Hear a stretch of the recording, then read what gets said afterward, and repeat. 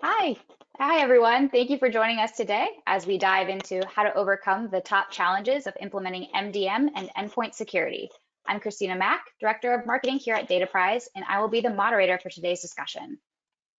A few housekeeping items before we get started. The webinar will run about 30 to 40 minutes and it is being recorded.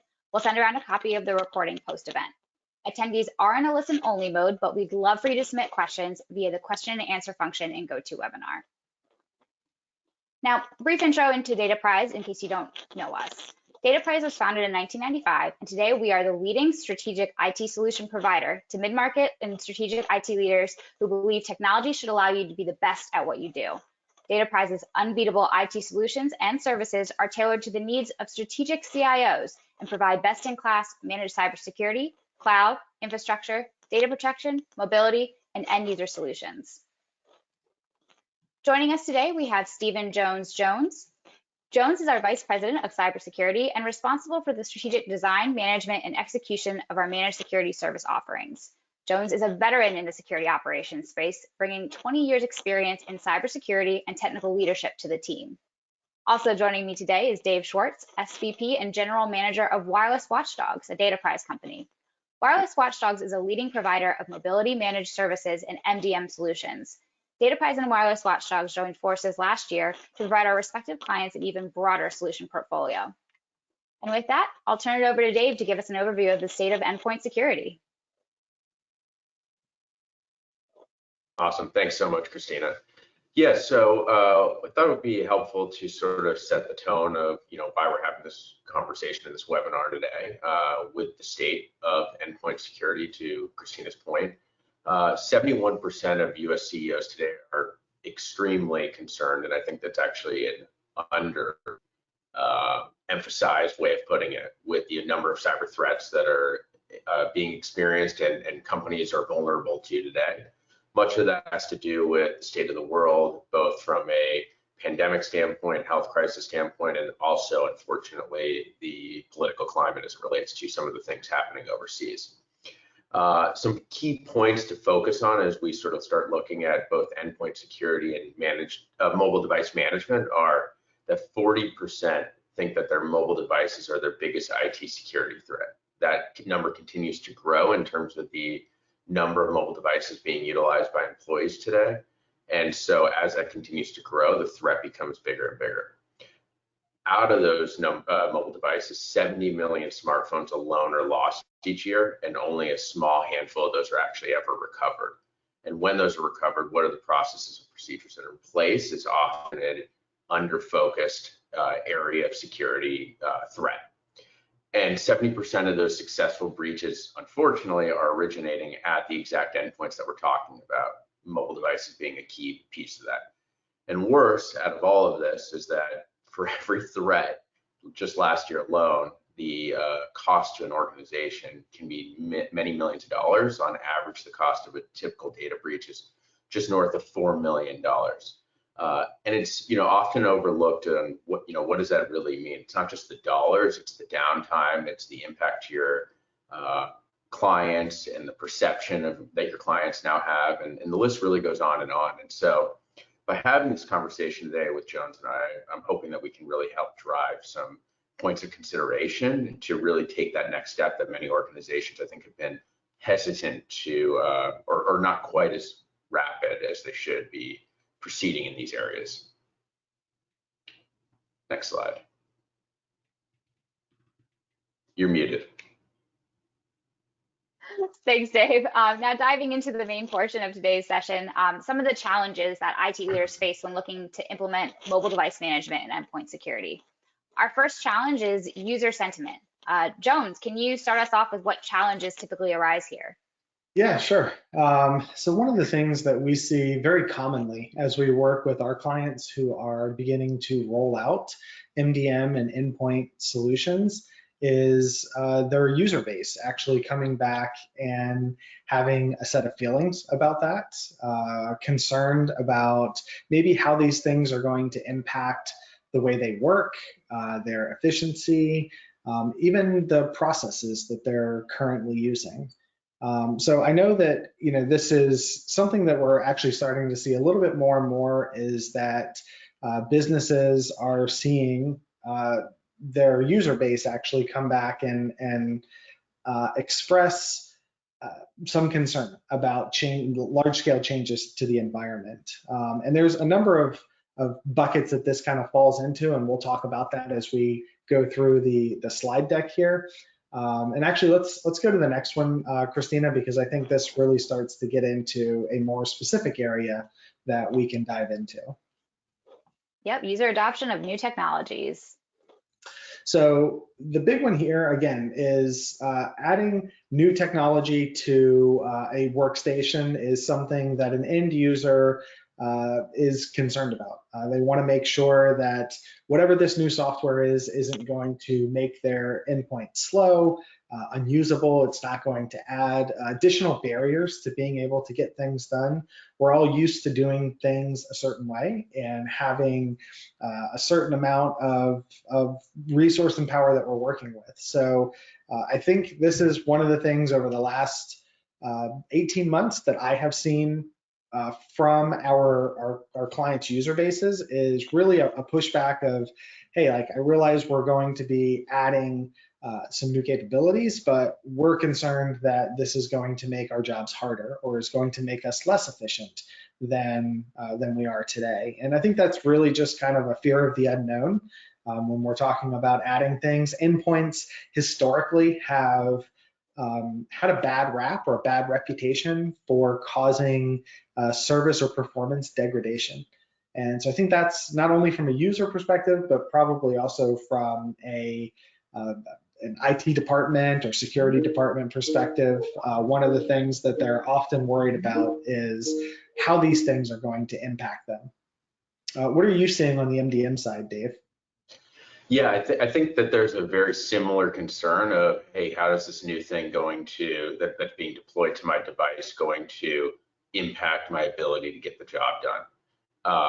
And I think actually what's interesting is that when these programs are well designed and planned out, these deployments actually can truly benefit the user. But without that being properly done and successfully done, at the end of the day, it creates fear and anxiety around the end users. And at the end of the day, the end users have a very large voice because that is your way of doing business and how your company operates.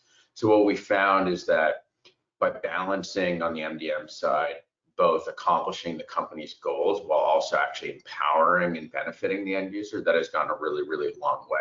And sometimes, that's educational, right? We have to design and work with the client to help identify, here are the benefits that the end users are going to receive. And there truly are benefits, but until the end user has actually gone through that experience, just getting an email notification that now there's a new system that's going to be utilized and you have to enroll by this date, that often doesn't send the right message. So we spend a lot of time with our clients to really make sure that we actually use this from as a PR tool to increase user adoption. So that's where we focused a lot of our energy, is that yes, the goal is to get this MDM solution deployed and make it successful in order to accomplish the goals of the business, but how can we also make the end user feel like they got something great out of it as well?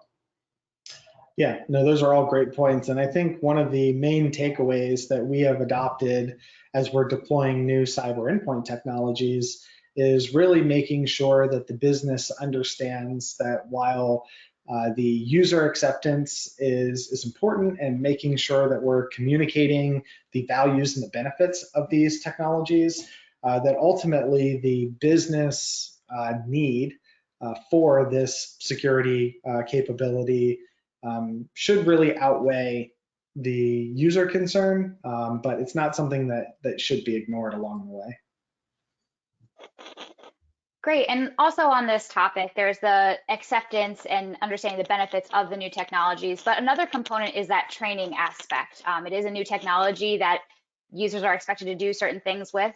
How do you recommend organizations overcome some of the challenges there?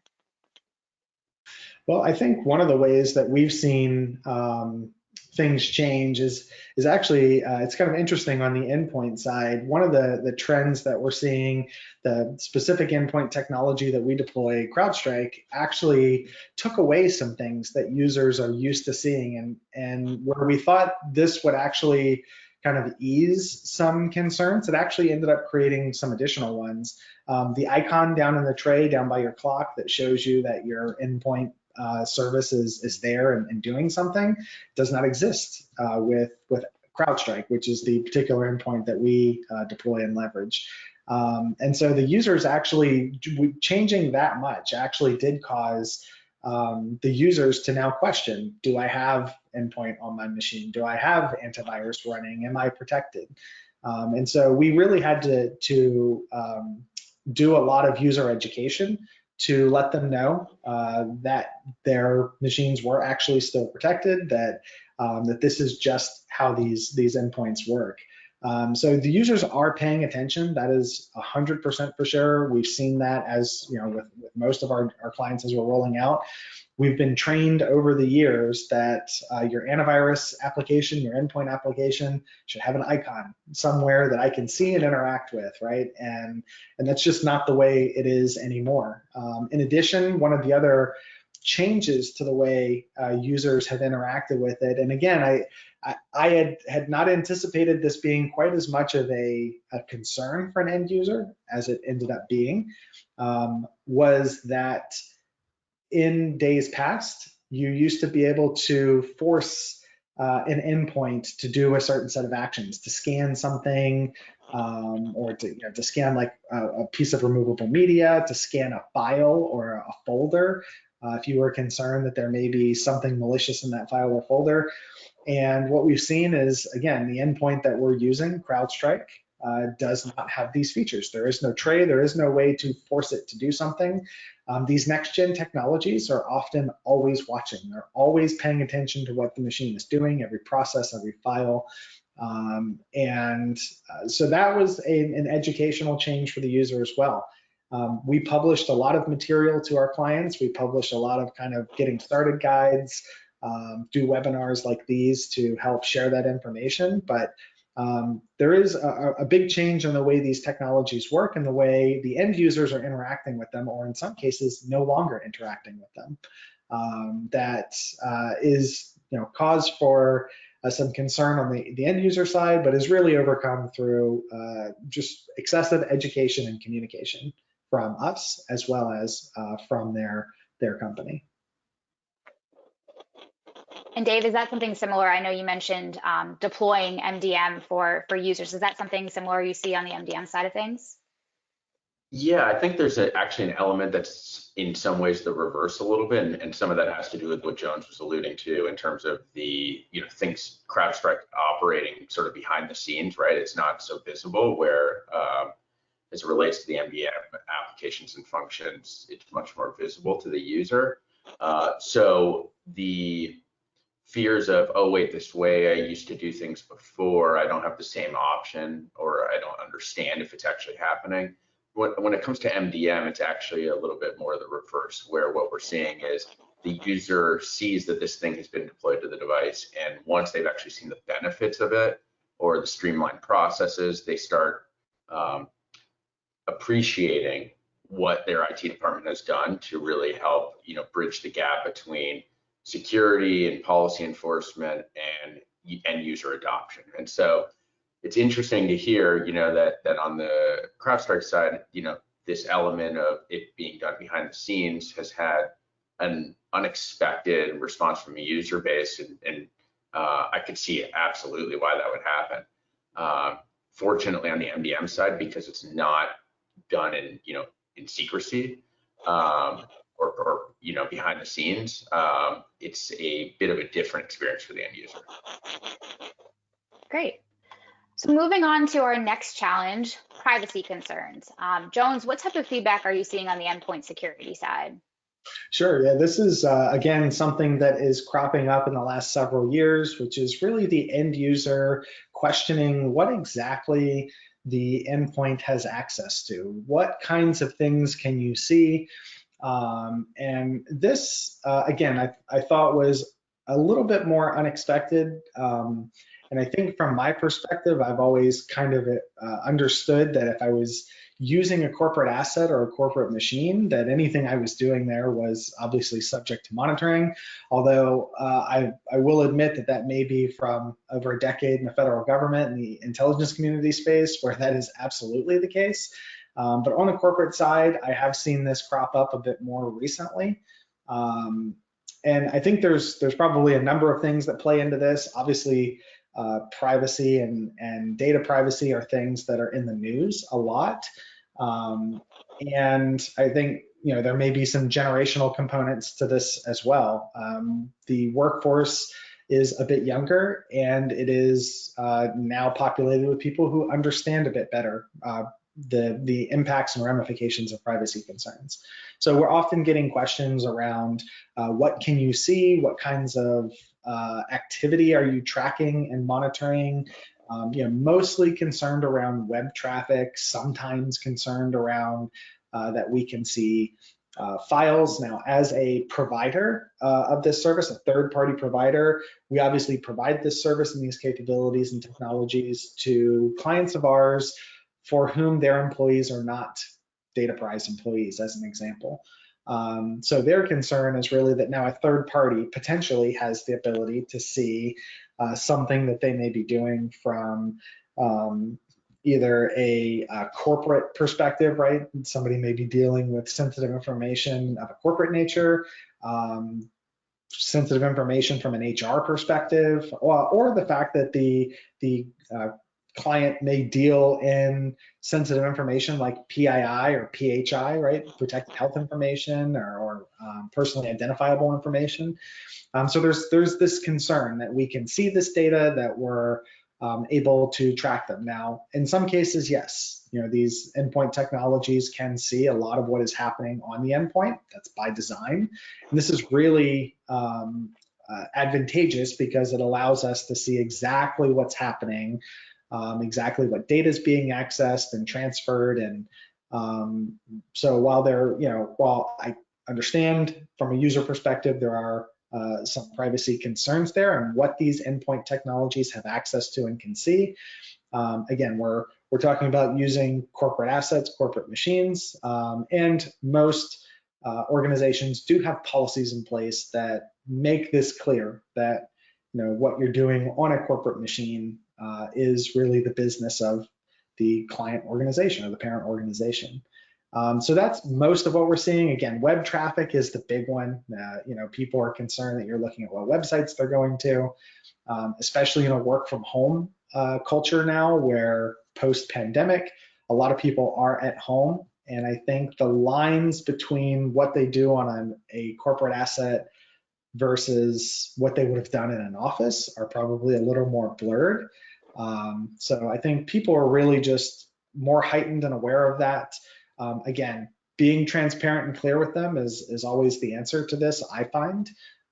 Letting them know, what kinds of things are being paid attention to and monitored, and then really contrasting that with what their parent organization or client company policies are regarding leveraging that asset for any personal use.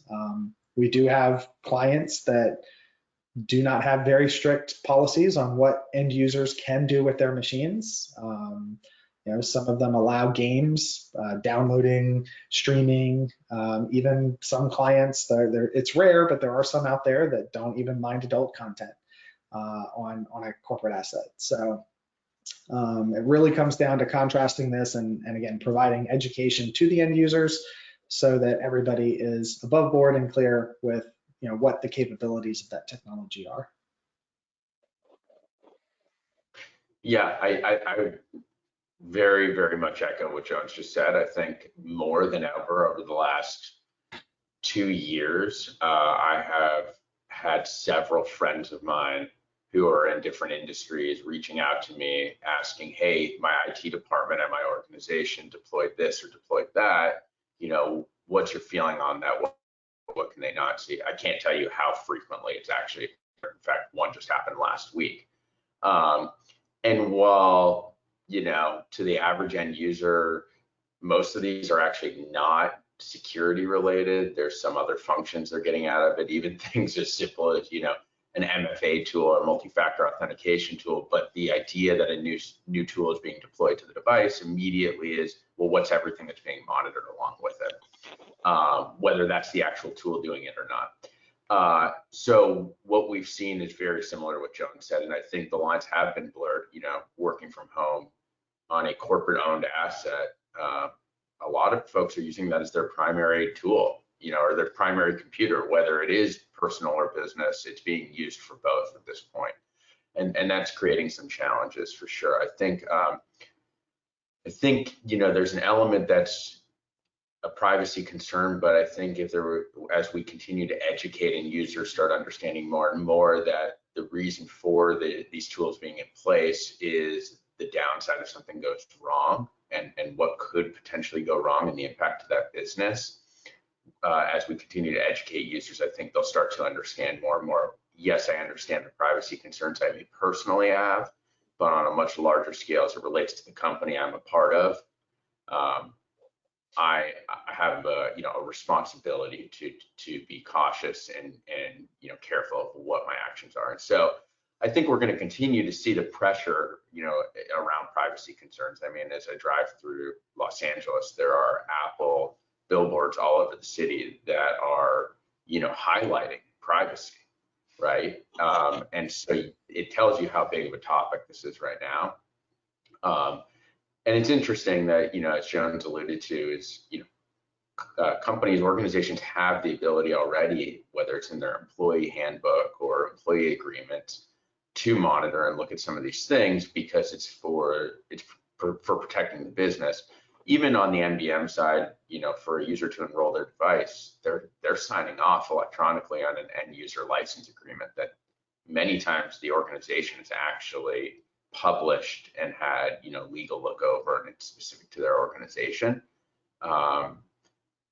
and so they are very much told about this information, but it's not necessarily spotlighted as much as I think it could be as to why the organization is taking the steps they have, and how do you balance privacy and protection of the business. Hey Dave, I wanted to ask you, do you see any more either concern or question coming from, on the MDM front, from cell phones versus like laptops? Because I know you can, we manage all different forms of mobile devices, but do you find any more concern out of a cell phone or a tablet than you do a traditional laptop? Yeah, that's a great question. Very much so, actually. I mean, the typical person and user, I think, looks at their cell phone as being an extension of themselves. It's very, very different perception than a desktop or laptop. It's like our lifeline. A lot of us. I mean, I won't even speak to the number of hours my iPhone tells me I'm on it because it's embarrassingly high. But it's I have a feeling I'm not alone in that. And so there are more concerns around that, especially because of text messages that exist on that device. People are using dating applications, whether they're in relationships. I mean, there's so many cautious scenarios we have to sort of navigate around. And because these devices, to that point, are an extension of ourselves, end users definitely have more privacy concerns around. At least they're communicating more concerns around their smartphones than they are around their PCs or laptops. Yeah, and with that, one question came in that I think is relevant to this conversation. With MDM, can you use that to manage tablets and computers as well? Absolutely. So, initially MDM solutions were focused on mobile devices, including tablets. It has expanded. Now it's technically called Unified Endpoint Management, not to confuse it with endpoint security, two very, very different things. But more and more organizations are trying to have a unified system to manage, from a policy enforcement standpoint, all their endpoints. And I specify policy enforcement because I think a lot of the time MDM is categorized as a security tool. And while there are some benefits that you get out of a system like this, It is really more, the security comes from enforcing policies and trying to protect users from accidentally doing something they shouldn't do. Where a CrowdStrike from an endpoint management standpoint, and I won't overspeak here because Jones is the expert, but that's actively monitoring, things that are occurring on the device and trying to take action if there is a true threat. Where on the MDM or UEM side, as it's called nowadays, it's trying to protect a user doing something accidentally that could inadvertently allow someone with malicious intent to, find a way in. Yeah, I don't consider MDM a security tool as part of a traditional security stack. I really see it as an enabler for the business to assist with provisioning and in general managing the device. But I think it obviously works hand in hand and very well with Endpoint, which is why we're doing this webinar with both of them together. Absolutely. Great. So moving on to our next challenge, we have the business impact of implementation of these different programs and strategies. Dave, what are you hearing from the concern with business impact? Yeah, so what we're seeing on a business impact standpoint is, how do you actually successfully deploy these solutions? I'll speak to the MDM side of the house, but deploy these solutions to ensure that it's successful. And so there's a lot of strategies that obviously an organization can take, but what we're actually seeing is that a lot of organizations today, if they're not receiving guidance from some sort of third party like ourselves, they're missing some opportunities that could truly enhance the experience from an implementation standpoint. And so there are tools that have been created to really help streamline this, to encourage end user adoption. I won't get too into this, but as an example, with Apple devices, whether it's computers, smartphones, or tablets, there's a tool called Apple Business Manager, and it's free to a business, no cost to it. And what it allows you to do is connect that directly from the source that you're procuring your equipment from, whether that is directly from a carrier, such as a Verizon or AT&T, or it's from a distributor, such as a CDW or some of the other, larger names that we hear out there. And what that does is it basically immediately ties that device that you've procured. It ties it from an ownership perspective as a corporate asset right back to the organization, and allows some streamlined processes, immediate enrollment of the device, allows you to bypass a lot of the setup processes on a brand new device if it's the first time you've powered it on. And it allows you an organization to have the ownership of the device from a full 100% control standpoint, which these tools don't actually get used as often as you would think they do. And so the same thing, whether it's, Apple devices or Android devices or Windows devices, there's all kinds of similar tools available, many of which are complementary or at no cost, yet organizations struggle to find, how do I balance utilizing that tool, implementing it, making it successful, and sometimes to the point where they're so worried about the initial upfront work that's involved, they're sacrificing the long-term project and initiative because of the concerns of, I have to layer in another element into this deployment that I hadn't thought of previously. What about on your end, Jones? What do you say? Yeah, on the endpoint side, we see a little bit of a different perspective, and they're worried about the business impact of the endpoint shutting stuff down.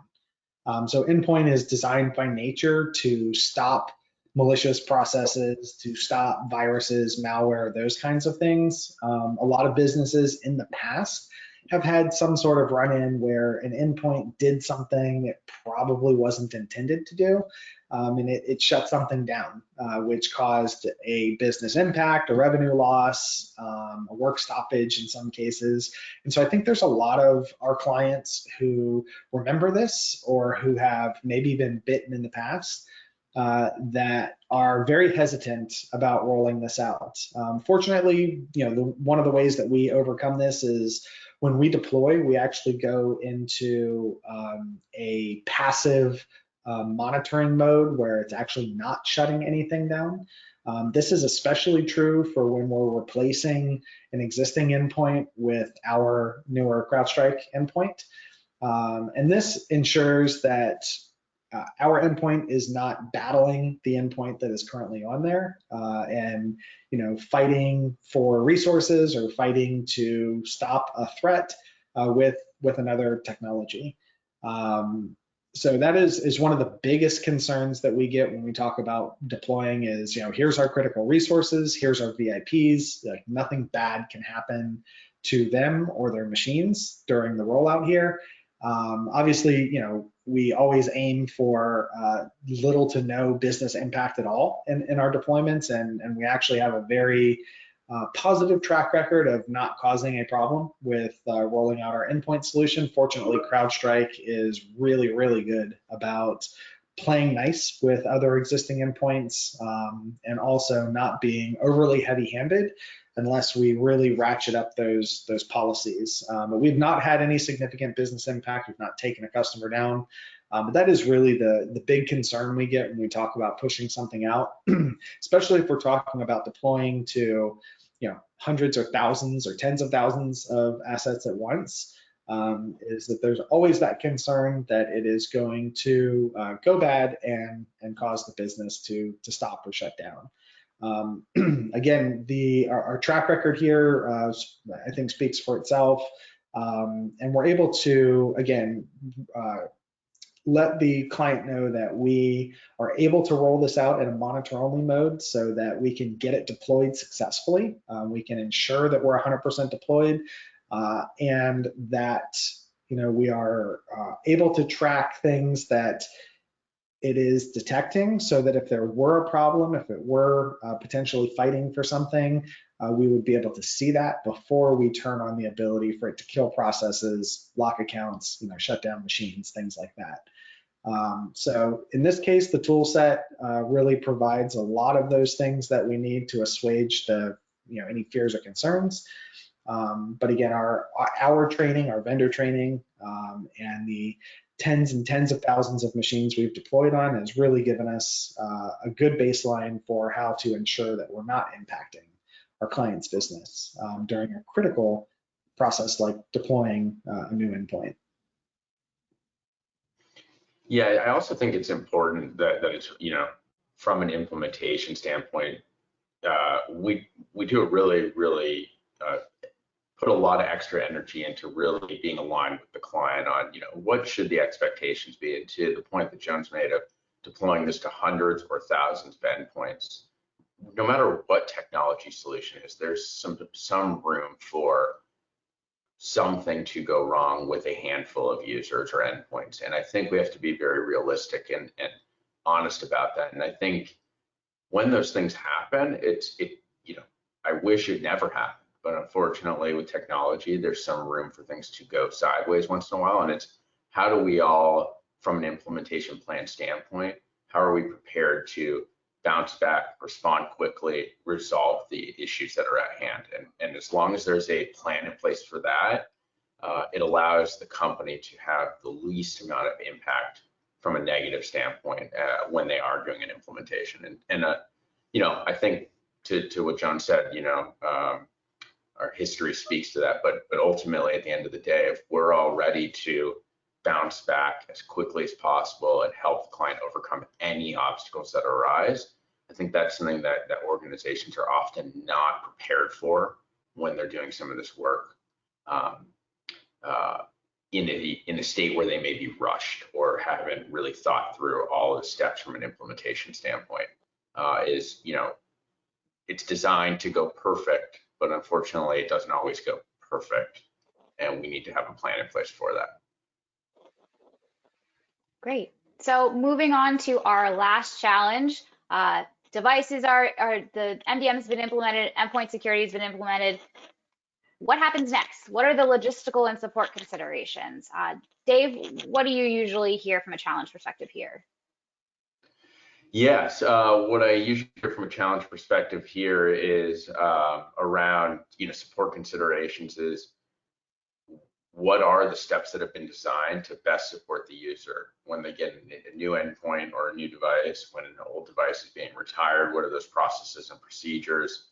Are they truly, and I alluded to this on the topic previously, but are they really utilizing all the tools that are available for them to have the best experience possible?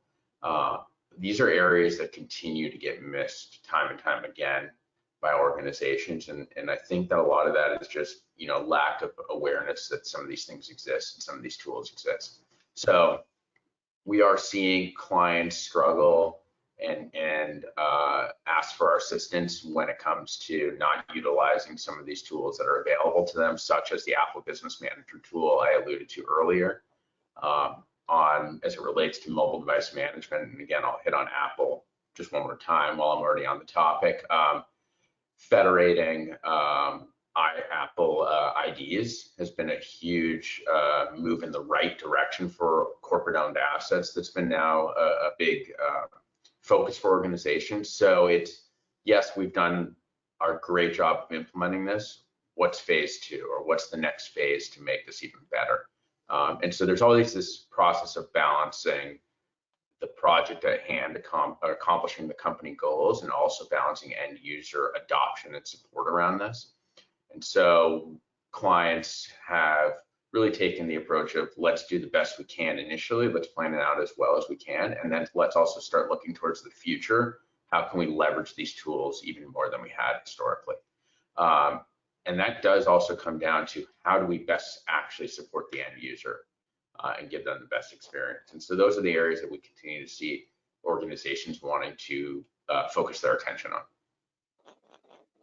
On the endpoint side, I think this is probably the one area where endpoint has a little bit of an easier, more streamlined logistical and support path, and that's because as a managed service provider, we are responsible for not only the deployment, but maintaining and managing the endpoint. It's, as you heard, mostly transparent to the user, to the end user.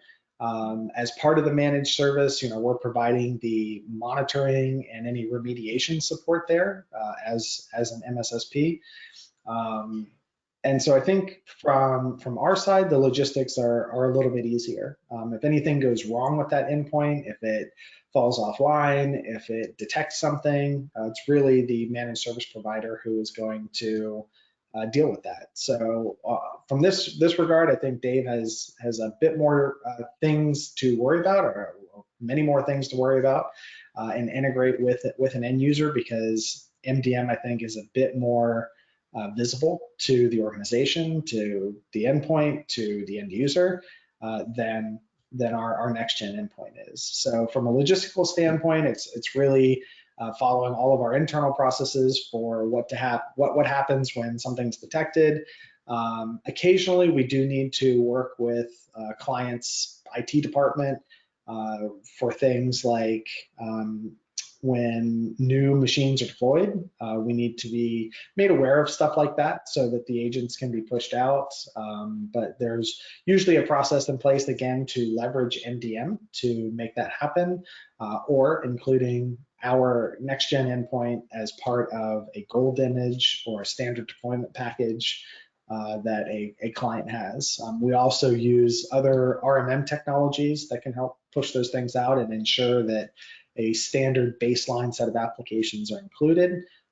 That's traditionally more for the corporate workstation server side, but MDM is doing the exact same thing on the mobile side, which is ensuring that a baseline set of applications and policies are in place where they should be. So this may be the one area of this entire thing where Endpoint has it a bit easier than MDM, but I am thankful for that.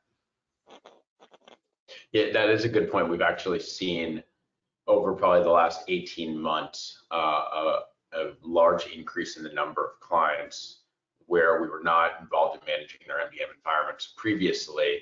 And part of this has to do with the work from home pandemic challenges that we've all faced.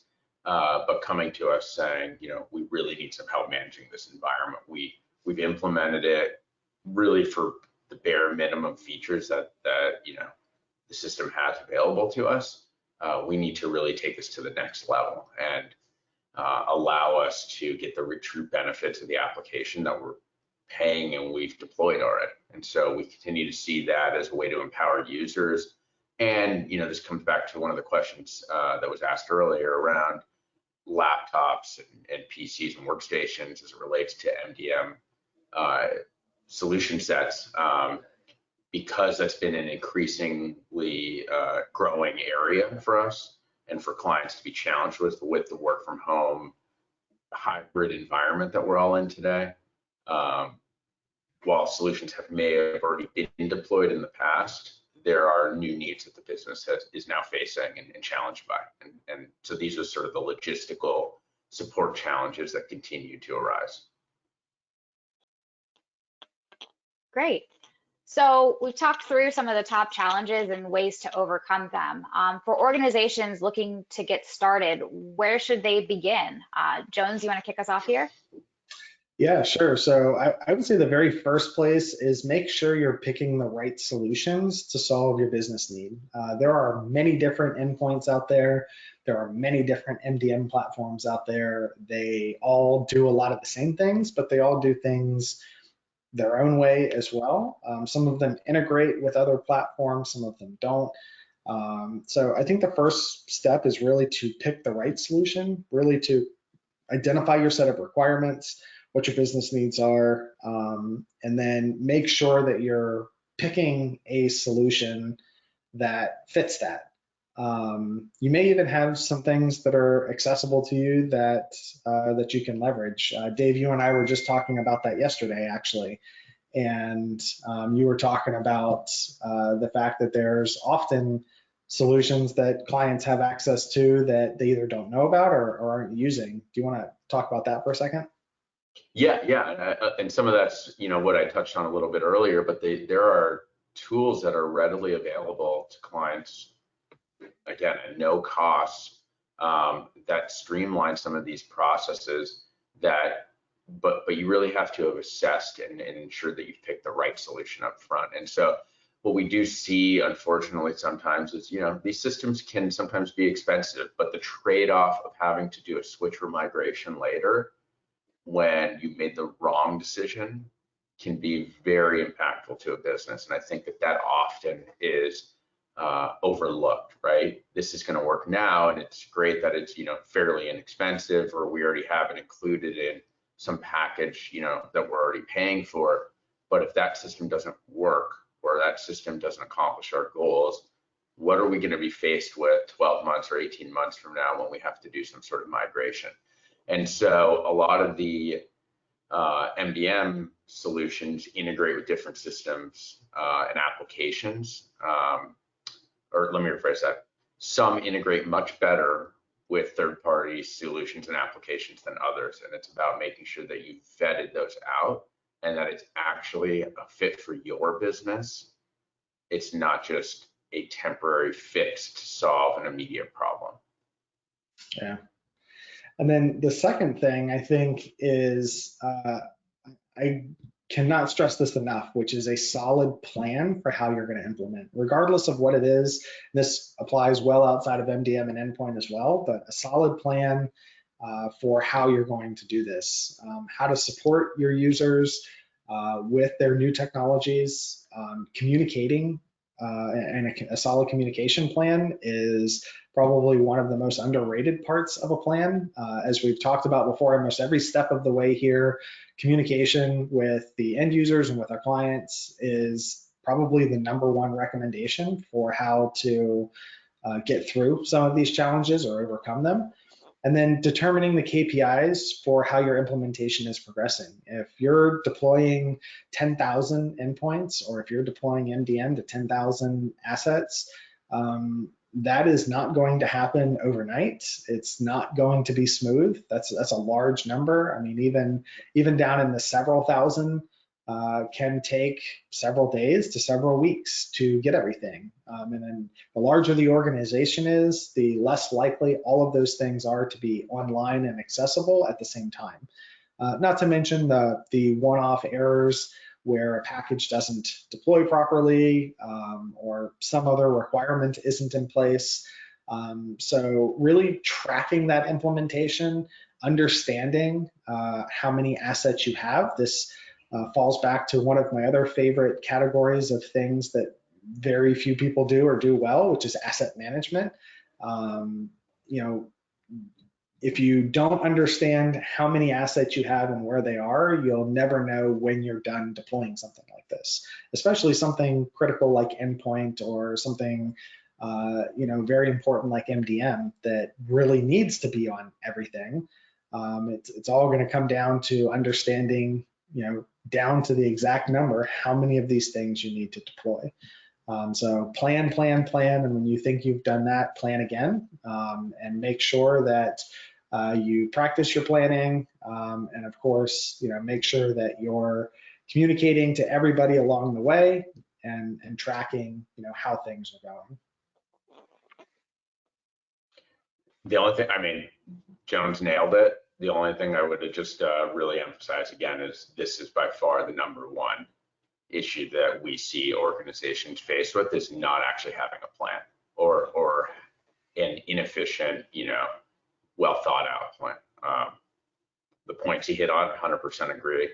But I can't tell you how many times actually organizations, I question if there actually truly is a plan. Like, you know, they've identified that there's a need, but they haven't really gotten past that point in terms of how significant the planning needs to be and thought out and executed on. Yeah. Great. Ooh, any final thoughts before we move on to questions? Yeah, I do have a final thought. As Dave and I have talked about the importance of, you know, MDM and Endpoint and all of these challenges that come along with it, from user concerns and their perspective to, you know, logistical challenges. These two technologies are becoming, you know, extremely critical to a modern business, especially where your workforce is more remote. Understanding where your assets are and that they are protected is critical. I was actually saving this comment from earlier. I wanted to make it earlier, but I thought it was more impactful here in the final thoughts section. And that is a tie-in to my third favorite topic, which is cybersecurity insurance. Dave touched on this in the very beginning about the fact that endpoints are being leveraged more and more for breaches and compromises of businesses. And one thing that a lot of people may not know or may not understand is if you have mobile devices that are not tracked and secured properly, if they do not have the right set of security policies, the configurations, an endpoint agent on them to prevent compromise, something like a CrowdStrike or a next-gen endpoint, and that endpoint is lost, that cell phone, that tablet gets left in a cab or at an airport or in a restaurant, and that endpoint is used as a point of ingress for an attacker. If that endpoint was not properly protected and you can't demonstrate that through the logs and the configurations that you have in your central management console, your cybersecurity insurance could choose not to cover that incident and any of the damages that are associated with it. So just, you know, one thing to drive all of this home is that there are a lot of organizations, as we mentioned, that have not yet gone down the MDM and endpoint path. These are critically important. There is no time like today to start your plan, right, for what solutions you need, what your business requirements are, and either implementing or finding a partner to help implement these technologies, because it can make the difference between where you think your cybersecurity insurance is going to help you and them absolutely throwing their hands up and saying you did not have all of the required technologies in place to help prevent this. So my final thought is, there are far-reaching implications to the things we're talking about today, far-reaching implications to the future of your business and the financial impact of a compromise. One of the things that I tell every single client is it's not an if, it's a when, right? You are going to have a cybersecurity incident. I hope it is never a big thing. I hope it's small, normal, run-of-the-mill type security incidents. But if you have a full-on breach or compromise, you really want to be able to show that you did your due diligence, not only to your cybersecurity insurance provider, but to your shareholders, to your board, to your clients. You want to let them know that you took this seriously and that you had all of the recommended and necessary things in place, before to try and help mitigate the losses or damages from a cyber incident. So that's my final thought. Plan, and start executing on this. There's really no time to lose on that. I don't even want to add to that. I think that was a very well said way to round this out. Perfect. Right. Well, thank you, Dave and Jones, for a great conversation on the top challenges with MDM and endpoint security. If anyone has questions, feel free to drop that into the chat. Do have one in here. What considerations need to be made with BYOD? So. I'll let Dave go first on that one, because that's got a host of considerations. So BYOD tends to be a separate animal. There are significantly more implications and frankly more risks associated with BYOD if not well thought out and well planned, back to what we just spent some time talking about. I think that the first thing is, just strictly from a support standpoint, where organizations often fail is allowing for BYOD, but not setting any policies or rules around what that actually means. So just take mobile devices for a second as an example, but there's one thing to say that we allow BYOD and we only allow iPhones and Samsung Galaxies. There's another thing to say we allow BYOD and literally bring anything you want into the environment from every manufacturer under the sun, especially for a company that maybe isn't just US based, but has a global presence. And the complexities from a support standpoint that are overlooked can be absolutely detrimental and negatively impactful to an IT department.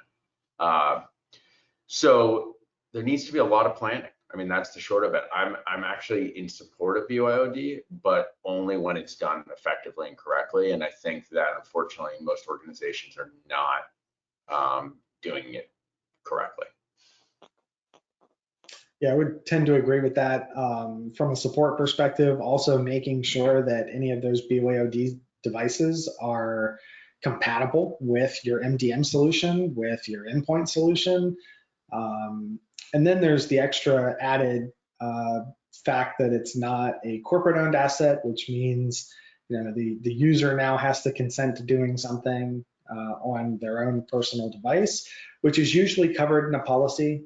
You should have a BYOD policy if you're allowing BYOD devices that stipulate what kind, exactly what the user is consenting to have tracked, monitored, and installed. But that's, as Dave mentioned, that's an entirely separate webinar in and of itself, between security and provisioning and device management and support and logistics. But those are two good places to start. Make sure you've got a policy and make sure that you're only allowing devices that are compatible with the MDM, the endpoint, and any other technologies that you're leveraging, in your corporate environment. And all that's done through planning and communication. Great. That looks like it is it on our questions. So thank you, Dave and Jones, for a great session today. We'll be sending out the recording afterwards, and if anyone has any follow-up questions, feel free to reach out. Thank you, everyone. Thank you. Thanks so much.